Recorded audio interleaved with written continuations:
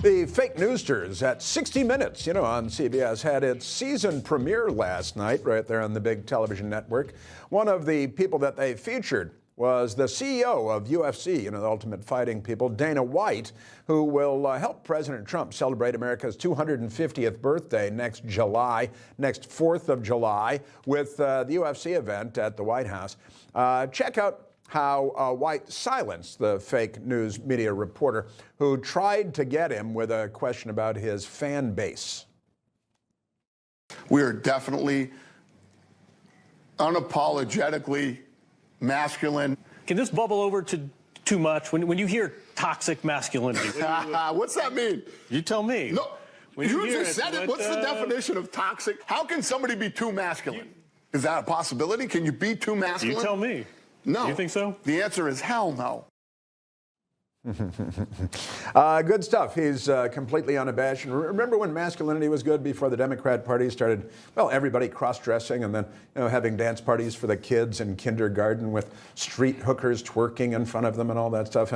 And masculinity was good, and now they're very confused about it. But what did you make of that? Well, the best part of it is that Dana White was not going to accept the left's definition of what masculinity is.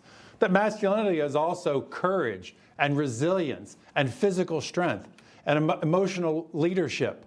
Those are all wonderful topics, and that's ultimately what he's pointing to, and that many of the athletes that he has display all of those traits. Yeah, that's a fact. Bring back masculinity in America. It was an awkward moment for CBS because the party has turned on masculinity. Well, I mean, what they've done is the left has tried to weaken the man, right? It is, I got to tell you, for women, we want strong men. We want men who are going to be, protecting their wives and their families. I mean, that's what you want in a spouse, like I have in Matt Schlapp. And that's what you want to promote. Like, let boys be boys, let girls be girls. And, I think there's a beauty to masculinity in our country and in our society, which is much needed. I don't want any of these wimpy men around my daughter. How come they never ask a woman if she's being too feminine?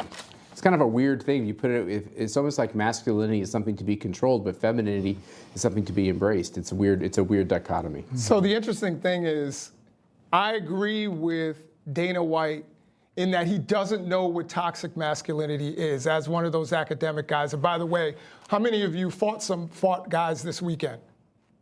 I did. So, and I'm supposedly the liberal, wimpy guy, and I'm the guy who stared men in the face and fought them this weekend. Yeah, not in a bar. No, I do martial arts. Was that like a road rage incident? No, not that. I do martial arts, so, we fight on the weekends.